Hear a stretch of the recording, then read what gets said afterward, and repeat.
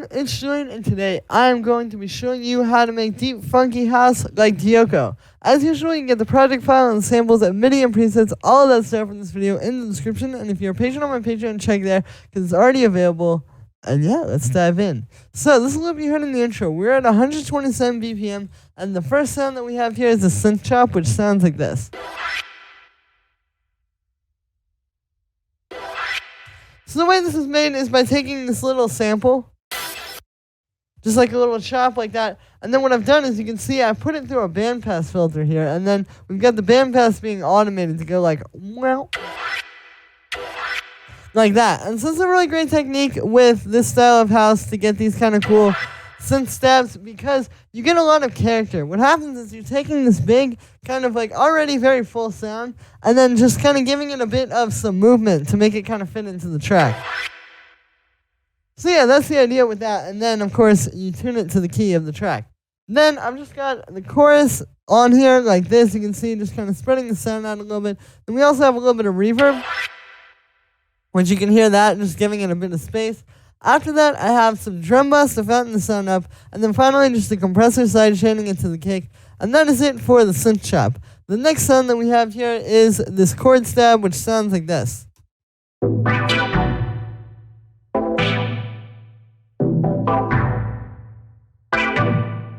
So here are the notes for this one. You can see it's really simple. It's just playing, it's like a simple chord. It's just playing G or A minor 9. So you can see we have A, and then we have an A minor chord, and then we have the 5th, the minor 7th, excuse me, and then we have the 9th over top of that.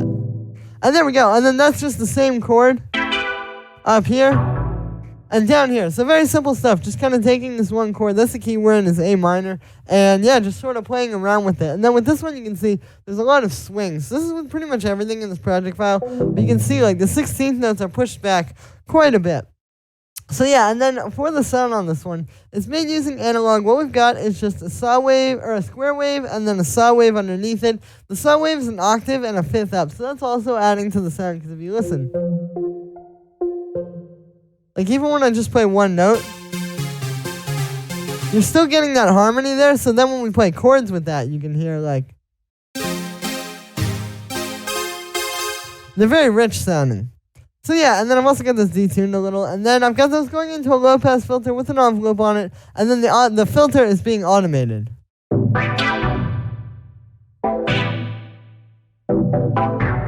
So it just kind of gives it a bit of movement and makes it feel like it's not just sitting in one place. You know, if you didn't have this automation here, it would be a little bit flat. Then after that, I've got the amp envelope set like this, and then the last thing inside the synth here is we've just got a bit of unison to make it a bit bigger and more full, as you can hear. And then yeah, after that we have a bit of chorus to spread the sound out and give it a little bit more just kind of like that softer sort of texture to it. Then we have a bit of reverb to give it some space. You can see with this one, the size is super low and the decay time is pretty short. So we're just doing like a, it's like, and then it kind of rings out a little. It's not like a super, super long reverb. It's just kind of tight and straight to the point. Then after that, we have a drum bus to fatten it up and really bring everything out. Here's without it. And then with it. You can hear it's a lot juicier with this. And yeah, that is it for that first chord stab. The next sound we have here is the second chord stab, which sounds like this. So this one is a little bit simpler. This just kind of plays like here.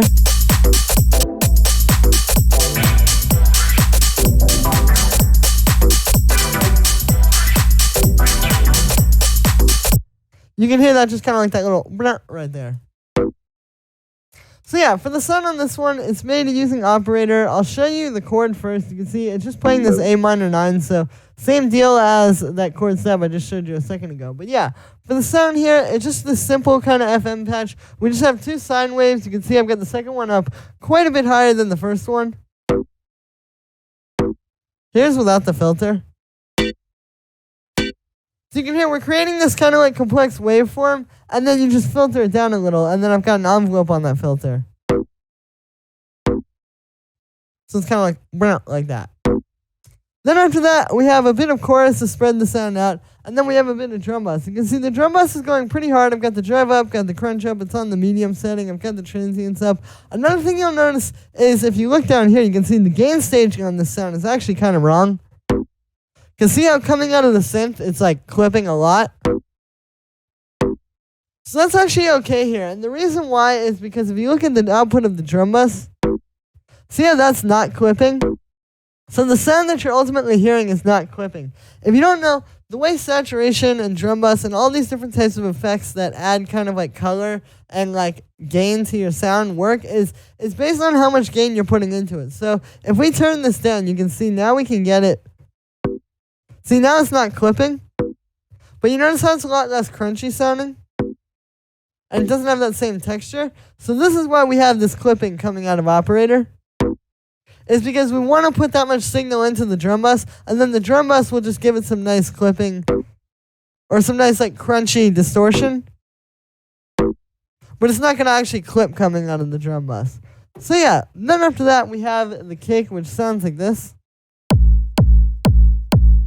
So this is just like a pretty fat sort of 909 style kick. This is the type of kick that you want with the style. You can see, yeah, we just got the kick in here. I've tuned it a bit because you can see the detune was a bit off. If I turn this off, you can see. Notice how that's hitting A. Like I said, that's the key we're in, but it's way off. So we just have to put this down -40. And now it's bouncing around, but you can see now it's hitting right on the dot for A. So that's what we were going for here. Just trying to get that in tune. This is a really important thing to do. Like, if you have a kick, and even if it's in the right key, if you have the detune off, it's going to sound kind of weird in the mix. And, like, if you're listening to it on a club system, you're going to hear kind of like some weird stuff happening between the kick and bass. So this way, it's super clean. Yeah, then we just have a bit of drum bass on that to fatten it up, as well as a bit of EQ. With this, you can see I'm doing a really, really slight low-end cut to kind of make a little bit of room for the bass. And then also, I'm just cutting out some mud here in the mid-range and then boosting right there for a little bit of punch. Yeah, that is it for the kick. After that, we have the bass line, which sounds like this.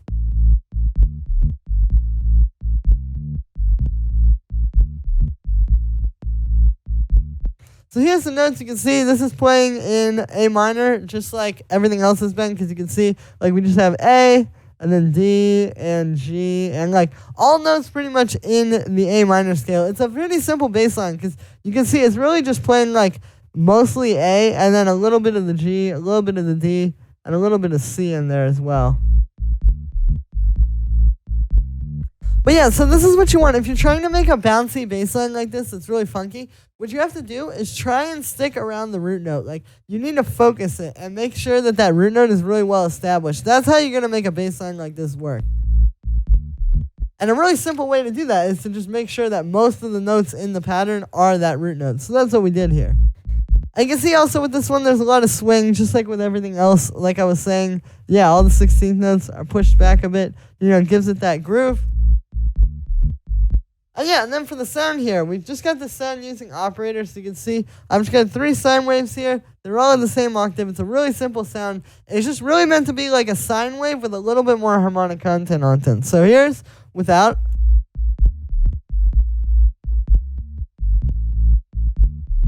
And then with the extra oscillators. So you can hear what those add in terms of just like a bit of higher harmonic content on top of the sound so that you can actually hear it and not just feel it. If you just have a sine wave, you're really only feeling it, which is good, like that feeling, but also you want to be able to hear the bass and you want to be able to tell what notes the bass is playing. So this just gives you something subtle that allows you to do that. After that, we have a bit of drum bass to fatten the sound up and really give it that fullness. Then we have an EQ8, which is cutting at 100 hertz and then boosting the low end a bit to kind of make it, you know, a bit fatter and just a bit stronger. And then the last thing we have on there is just a compressor side chaining into the kick. And that is it for the bass. So then I have the kick and bass in a group together. This is known as bussing. It's a technique to make everything sound more cohesive. You know, when you have like your low end like this, you don't want it to just be like the, you know, just the kick and bass playing side by side. You want to have them kind of come together. So that's what we're going for here. And so you can hear these are really well glued together. Like even with that low end ringing out on the kick, we still also get the power from the bass line and we still get that grooviness from the bass line. Yeah, so with this you can see we just got a bit of drum bus, and with that I've got the drive and the crunch up a bit. It's on the medium setting. I've got the transients up a little as well, which I might turn down. But yeah, you can hear what that does, just kind of fattens these two up. And then the only other thing on there is just an EQ8, which is boosting the low end as well as cutting at like 367 hertz and boosting the mid-range a little bit. So we're just boosting the low end to bring that out, cutting on some mud, and then boosting the mid-range for a bit of punch. And kind of impact in the kick and the bass. After that, we have the hi-hats, which sound like this. So you can see we have two. We have this big one playing on the upbeats. You can see I pitched that and kind of shortened it a little. And then we have this one just playing on the 16th notes. Going like that. And you can see this is swung quite a bit. So with these, the main thing to keep in mind is the sounds you're choosing. Like I said, you want to make sure you get like a very big and full hi-hat like this.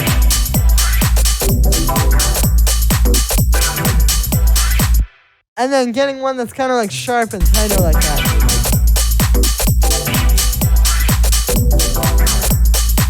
To play on the like that. After that, we have these two tambourines which sound like this. So what's going on here is we have, like I said, two tambourine samples. And you can see one is playing on the 16th notes, and then one is playing straight 8th notes. So we have this one just going. And then this one is actually doing the same thing. But like I said, on the 16th notes. And then you get. So it's a good technique to make these programmed tambourines sound a little bit more lively. Like if you listen to this in the mix.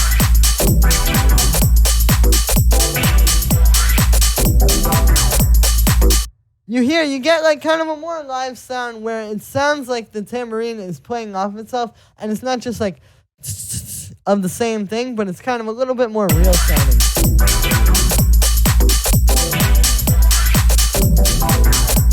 And yeah, that's done really simple. You just get two tambourines like this. If you want these two, link is in the description. But yeah, and then after that we have this percussion sound, which sounds like this.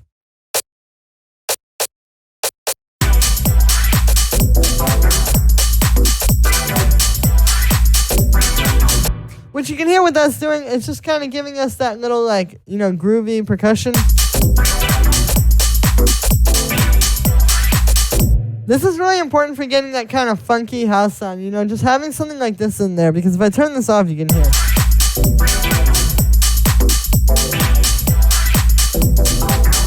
We just don't get as much groove.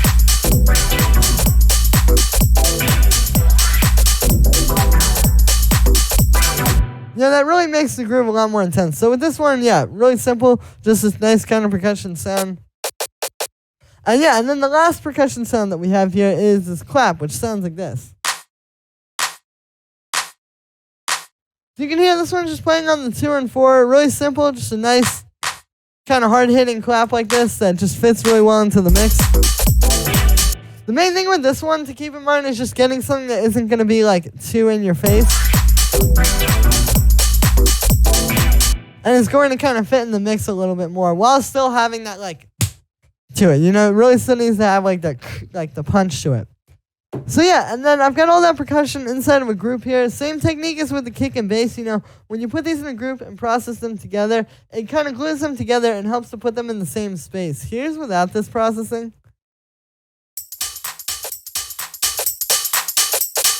And then with it, so you can hear the difference here. So the first thing we have here, these two saturators, you can see both of these are turned up to 6 dB. So the reason why I did this with two saturators is just because I noticed it was like slightly punchier than when I used one and just did 12 dB. Like that's just a little bit less powerful and nice than when we do it with two. For whatever reason, it just sounded better this way. So that's what I did. And this is something to keep in mind. Like sometimes it might not be the most logical thing production-wise, but if it sounds good, it is good. And you really need to keep that in mind. Like if you overthink it and sit here and think, oh, can I use two saturators in a video? Like, I don't care about that. Like, I just feel like if it sounds good, it is good, and that's all that matters. So that's what we did there. And the saturators are really just gluing all these sounds together and fattening them up. Any kind of saturation you do is going to do that. I'll give you a little demonstration. Like, if we just get another saturator here and turn this way up, and then I'll turn the output way down. So as bad as that sounds, hear how it's all just becoming one thing?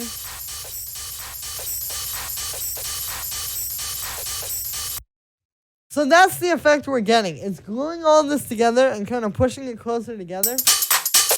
Just obviously to a much smaller degree, to a degree where we can still actually hear it. So yeah, and then the only other thing on there is just an EQ8 cutting out the low end, just cleaning everything up. You can hear some of those hi-hats can have a little bit of low end in them that you don't really want to have. And yeah, that is it for the percussion group. Yeah, so with that is going to be it for this video, guys. I hope you enjoyed. As always, make sure to like this video, as well as subscribe, and let me know what you think of this video in the comments. Definitely make sure to also go in the description and check out my Instagram. Go follow me. If you guys want updates on what I'm doing, what music I'm putting out, what videos I'm putting out next, it's all on there. So definitely go follow your boy. And if you want the project file and samples and MIDI and presets, all of that from this video, it's in the description as well. So definitely go check that out. All of the stuff is in the description. And if you're a patron on my Patreon, check there, because the project file and samples will be there as well. And yeah, thank you so much, everyone. And I'll see you tomorrow with another video.